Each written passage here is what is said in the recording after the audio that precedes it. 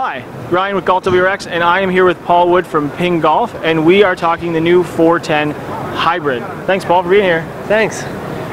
Now, with the G410, obviously, it's all about custom fitting. It's all about finding something that, with hybrids especially, going the right distance, not just trying to hit it as far as possible because it's an iron replacement. And with this, there's a lot of improvements that you put into it from the previous generation.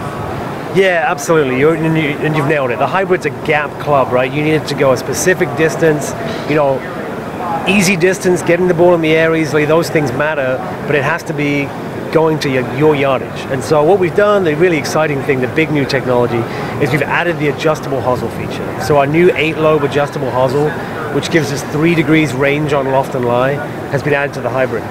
So you can get a loft dialed in to the nearest degree for you, and you've got some options to go flatter. And a lot of players struggle with that left miss with the hybrid.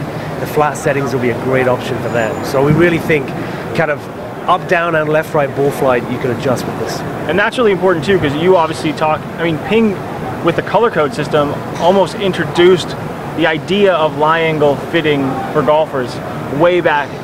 Kind of, that's what your whole company's philosophy was, like being able to fit the player. Right. So now you've been able to bring that again with the hybrid.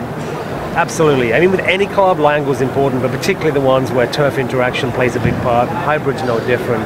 Being able to tune the lie angle really makes a big difference. So. And you've also got turbulators with some speed on it. Well, you know what? The turbulators on a hybrid are really more for the visual look. One of the things we found in testing is that with a hybrid, players sometimes struggle to figure out where the middle of the face is. It sounds like a silly thing, but I think we all do. Yeah. And actually the turbulators on a hybrid, it's a marginal gain on swing speed. On a driver, it makes a big difference. On the hybrid, it's more there for that visual of this is where the middle of the face is. Gives you a consistent place to set up. What really helps with kind of speed on the hybrid in terms of ball speed, getting the ball out there and getting it up there, is the miraging steel face. So we use the super high strength C300 it's called. Really, really strong steel, which means we can go very thin, get a lot of flex in the face, get the ball out there, get it up in the air, still have some stopping power, and that works really, really well. And that's important too when you talk stopping power, is like angle of descent. Yeah, for players exactly. to look at to hold greens and create enough spin. Exactly. Max height and then angle of descent are what helps you hold a green. Well, that's awesome. Now, obviously we talked about it. It's a gap club, so the next one down would be the irons, and we've got a new iron as well. Absolutely. This is the G410 iron. Simple kind of idea that what we're trying to do is make the iron, if we can, smaller, more appealing to a wider range of players, a little bit narrower, a little bit shorter heel toe, and a thinner top rail. But if we can do that at the same time as increasing moment of inertia, increasing forgiveness. And that's what we've been able to achieve here. We've actually taken out the kind of signature custom tuning port, and we've gone with the toe and the tip and toe weighting system. So what that means is when we build up to swing weight, we're adding weight right at the perimeter of the club. We're actually increasing the inertia as we build the club up to swing weight.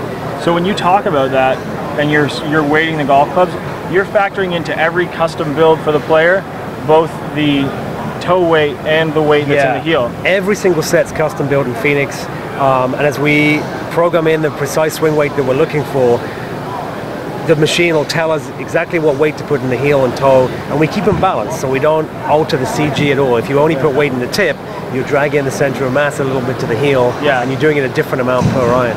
We're able to keep it balanced, so the club stays neutral, but at the same time, we took some weight out of the middle, so we've increased inertia and made the club smaller at the same time. So we kind of feel like that's a best of both worlds. And you kept it fast. Exactly. Face is really thin, we've taken weight, put it out in the perimeter. We get that face flexing, and we also get the kind of diving board motion we've had with the G400, where we get a little more flex at the top, and it actually gets the ball up in the air more, so we get more ball speed and a higher launch at the same time. I think what a lot of people don't realize when they're getting fit for irons is that you want to hit it high. Hitting it higher and watching, as we talked about the hybrid, angle of descent, landing into greens, that's so important because, again, a lot of players don't have the swing speed of someone like Cameron Champ.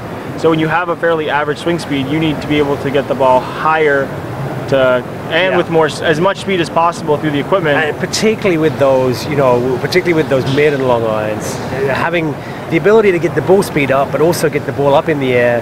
What dictates stopping power is how high you can get it and how steep you can get it landing. And so people look a lot at the kind of static lofts, the specs of the club, but really what you care about is when you try the club out, how high does it get? And a lot of people always get concerned that lofts are getting stronger, and it's not because people are trying to just, oh, we'll make it stronger, it'll go further. There's a lot of other design aspects and design elements that go into it to increase the overall total improvement for the player. Right. And the testing we do is looking at the performance and what the ball's doing, and then we look at what's the loft we need to achieve that ball flight. So we're looking a lot at ball speed, at max height, at landing angle.